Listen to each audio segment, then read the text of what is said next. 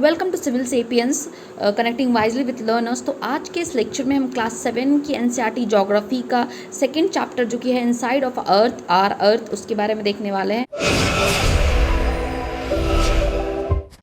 तो अर्थ बेसिकली क्या है? ये एक होमलैंड है। किसी भी डायनेमिक प्लैनेट की अगर आप बात करो तो ये एक डायनेमिक प्लैनेट है जो कि होमलैंड है बहुत सारे लिविंग ऑर्गेनिज्म का। Next if we are talking about the interior of the earth, अगर हम इंटीरियर की बात करें तो अर्थ का होता है सेवरल कंसेंट्रिक लेयर से बना होता है। तो ये जो कंसेंट्रिक लेयर्स होते हैं, बहुत सारे कंसेंट्रिक लेयर्स होते हैं जो एक दूसरे के अंदर होते हैं with in inside with one inside other.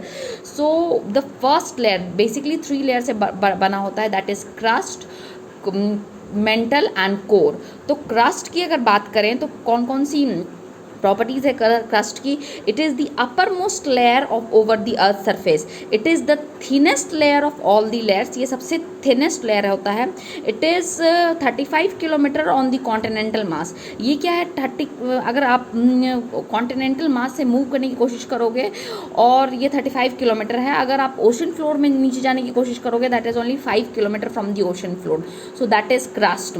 और यहाँ पे जो मेन मिनरल पाई जाती है that is silica and alumina. So if we are talking about the main mineral constituent of the crust, it is silica and the second is alumina. It is also called Sial. Sial stands for Si stands for silica and Al stands for alumina. Next जो oceanic crust होता है mainly silica और magnesium से बना होता है। अगर oceanic crust की जब हम बात करते हैं जो कि 5 किलोमीटर ही बिलो होता है ओशन फ्लोर से, तो उसकी अगर बात करें तो वो सिलिका और मैग्नीशियम से बना होता है और इसको इसलिए हम लोग इसको सीमा बोलते हैं। That is Si stands for silica and Ma stands for magnesium. So this was about the crust. Next we will be seeing what is mantle. के जस्ट नीचे का जो लेयर होता है उसको हम लोग क्या बोलते हैं? मैंटल बोलते हैं। ये एक्सटेंड करता है to depth of 2900 kilometre below the crust. अगर क्रस्ट के आप नीचे आते हो 2900 kilometre then you will be seeing mantle. Next we will be seeing about core. About the core, innermost layer जो होता है वो कोर होता है with a radius of 3500 kilometre. इसकी रेडियस क्या होती है? 3500 किलोमीटर। जो सेंट्रल कोर की अगर आप बात करोगे तो वहाँ पे टेम्परेचर बहुत ही ज़्यादा होता है, very high temperature is over there and pressure is also very high. ये निकल और आयरन से बना होता है। It is mainly made up of nickel and iron, जिसको हम लोग नाइफ भी शॉर्ट फॉर्म में कहते हैं। Knife that is Ni stands for निकल and Fe stands for ferrous. Okay, that is iron. Notable point ये है कि अगर रेडियस की आप बात करोगे अर्थ का तो that is 6300 approximately you can say 6300 kilometer. Exactly it is 66,371 kilometer. Crust basically 1% of the volume he form करता है अर्थ के। 84% is formed by the mantle and 15% makes the core. So these are the points to note about earth different layers. Next will be talking about rocks. Major types of rocks की अगर आप बात करो तो there are basically 3 major types of rocks, that is igneous rock, second is sedimentary rocks and then we have metamorphic rocks. और word origin की अगर बात करें तो इग्नियस रॉक जो इग्नियस वर्ड जो है वो एक लैटिन वर्ड से डेराइव हुआ है, इग्निस, जिसका मतलब होता है fire. Next we have sedimentary rocks. It is also derived from a Latin word similar to the igneous rock और sediment का meaning होता है in order to settle down. Next we have metamorphic rock and metamorphic is a word that is a Greek word that is derived from metamorphose, when metamorphose means change of form.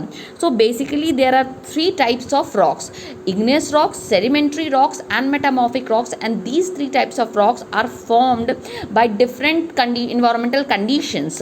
So we'll be next seeing what is rock cycle and what are fossils. तो जो भी dead plants और animals होते हैं अगर वो rocks में trap हो जाते हैं, उनके लेयर्स में ट्रैप हो जाते हैं, तो वो कुछ समय के बाद after some time they become fossils. ये कैसे एक साइकिल चलती है, रॉक साइकिल चलती है। ये जो प्रोसेस होता है ट्रांसफॉर्मेशन का, तो रॉक की क्या होती है, वन फॉर्म से अदर फॉर्म में ट्रांसफॉर्मेशन होती रहती है। इसी को हम लोग क्या बोलते हैं? इसी को हम लोग बोलते हैं rock cycle. When we are talking about rock cycle तो ऑब्वियस है 3 टाइप के रॉक्स हम लोगों ने देखे थे, तो इग्नियस, सेडिमेंट्री और मेटामॉर्फिक रॉक्स।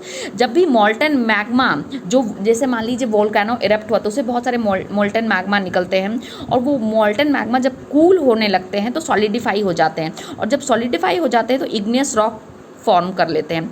इग्नीस मैंने बताया लैटिन वर्ड है जिसका मतलब होता है फायर।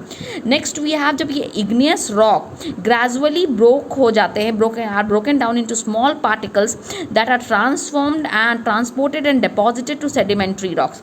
अब ये जो इग्नियस रॉक है वो ब्रोकन डाउन हो जाते हैं स्मॉल पार्टिकल्स में और डिपॉजिट करते हैं, सेडिमेंट्री रॉक्स के फॉर्म में डिपॉजिट हो जाते हैं। तो then sedimentary means settle down, then this is called sedimentary rock. Next we have metamorphic rocks. तो जब भी इग्नियस और सेडिमेंट्री रॉक्स बहुत ज़्यादा हाई प्रेशर और हाई हीट से सब्जेक्टेड होते हैं, जब भी उन पर बहुत सारी प्रेशर और हाई हीट प्रोवाइड की जाती है या उन्हें दिया जाता है, तो वो इन्वायरमेंटल कंडीशन के वजह से ही, अगर मान लीजिए प्रेशर बहुत ज़्यादा मिल रहा है और बहुत ज़्यादा हीट मिल रही है, तो ये जो सेडिमेंट्री और इग्नियस रॉक्स होते हैं ये मेटामॉर्फिक रॉक्स में चेंज हो जाते हैं। और मेटामॉर्फिक रॉक्स बहुत स्टिल होते हैं, ग्रेट प्रेशर और हीट में रह सकते हैं, लेकिन अगर मान लीजिए उससे भी ज़्यादा बहुत ज़्यादा एक्सेसिव हीट और प्रेशर अप्लाई किया जाता है तो वो फिर से मेल्ट डाउन हो जाते हैं और मॉल्टन मैग्मा के फॉर्म में आ जाते हैं। तो ये फिर से मॉल्टन मैग्मा क्या होता है, कूल डाउन होता है and then solidify into igneous rocks. तो फिर से इग्नियस रॉक्स सेडिमेंट्री में and again the cycle goes on. तो this particular cycle is called rock cycle. And so this is all for this lesson.